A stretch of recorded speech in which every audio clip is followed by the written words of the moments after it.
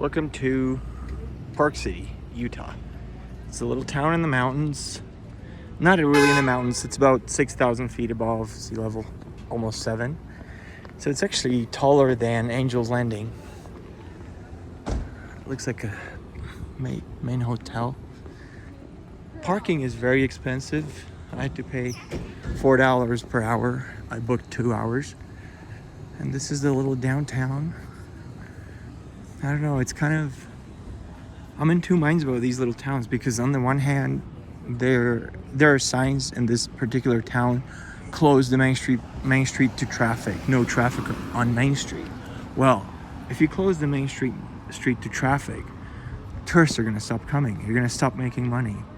So it's like, it seems they want to have their cake and eat it. They want all the tourists to come here and spend the money, but they make it difficult as hell for us to park our cars, and they make it expensive. Well, which one do you want? Do you want us to not come here at all, or do you want us to be able to come here and park our cars without hassle? Maybe I should have just parked here on the street. I didn't know there were any spaces. This looks pretty cool.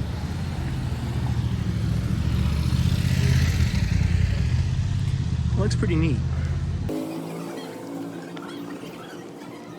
Red Banjo Pizza.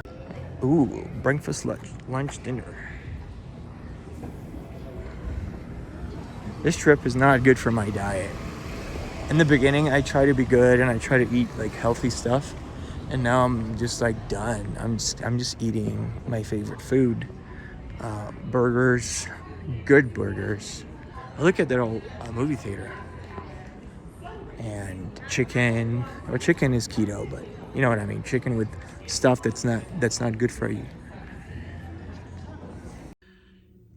Good morning, and today we are waking up in Park City, Utah, and the news is that it was the first night where it was freezing, and I had to sleep under my thick blanket. Normally, all the way up until last night, my problem has been the heat. That it was too hot, and I had this fan. Let's see, where is it? Here. This little fan that I've been using to cool myself, and I was sleeping shirtless because it was hot.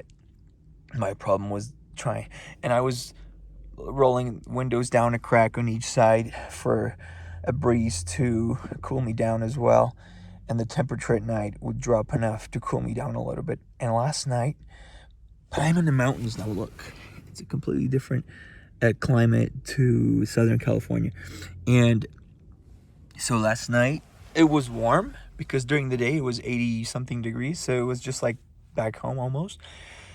It was cooler, but it was still warm. And this morning I woke up at 5 shivering. It was so cold. Look at the window. It's all fogged up. I was shivering because it was so cold, and I looked at the temperature and it was 52 degrees, which is like 10 degrees Celsius. It was so cold, and I was sleeping shirtless. So I had to put on a t-shirt, and I had to crawl under my thick blanket. And I'm thinking, if it's gonna stay like this, because it's already end of August, it's like 25th today. So it's almost September. It's getting to be cool, and I'm heading northeast. So the climate is only going to get cooler. So I think I may buy like a thermal sleeping bag, which I don't have. I just have like a regular comforter. Anyway, let's go outside and take a little walk. Yep. Okay, out of my car. Again, thank you to the DoubleTree for allowing me to spend the night in your parking lot, because everywhere else in this town, it had signs that you will be towed away if you stay overnight. Well, obviously they can't tow you away if you're on hotel property because it's private property, and the city assumes that when you're in a hotel that you're a guest of the hotel, and of course they're not going to touch you. So unless the hotel calls the cops or the towing company, then you're safe.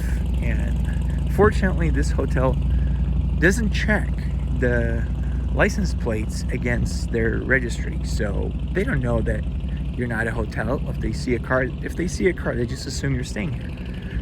So bless that hotel. Thank you very much.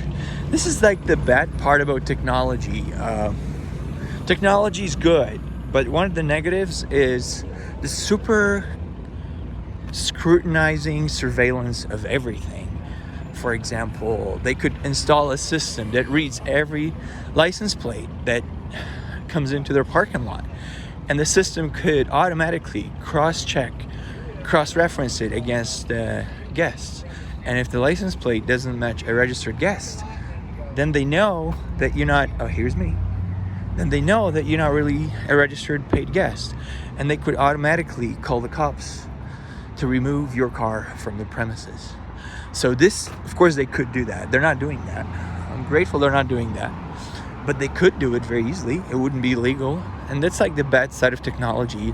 It like stops you from like cutting corners. And I know it sounds really bad, but I didn't do anything bad by staying here for free overnight.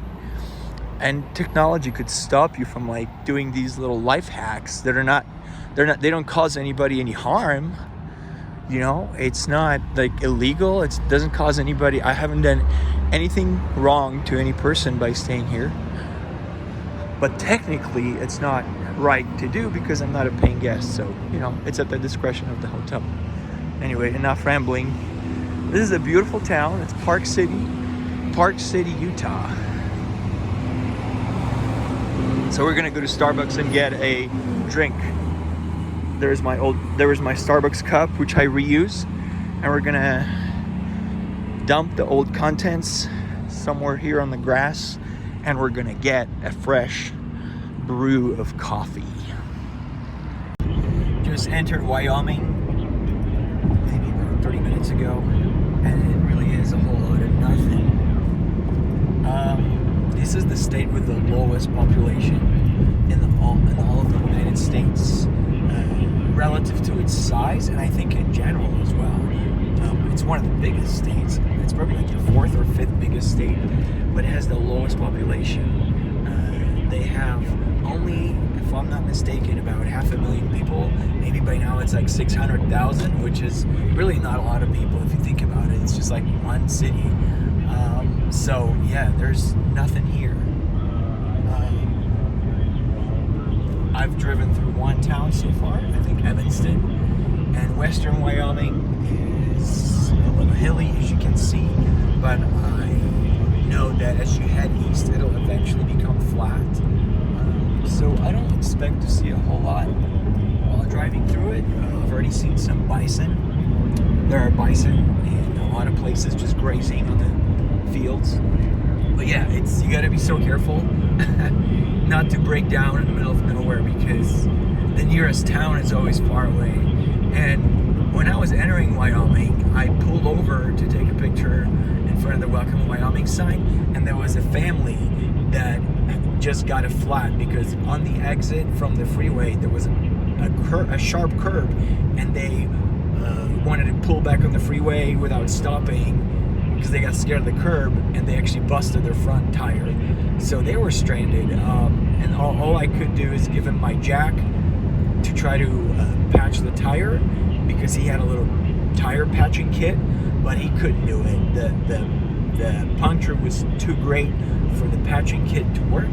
So I just Googled a AAA number for them, and I gave it to them, and I said, look, call that number. Hopefully they will get here to help you guys out. But yeah, it's pretty scary. If you break down, there's not much to help you here.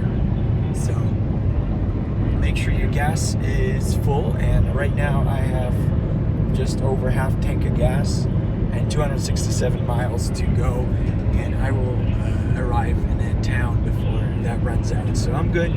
Checking out for now from Wyoming.